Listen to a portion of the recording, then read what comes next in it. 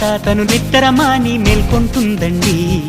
అమ్మల్లే మన కూయలలూపి జో కొడుతుందండి.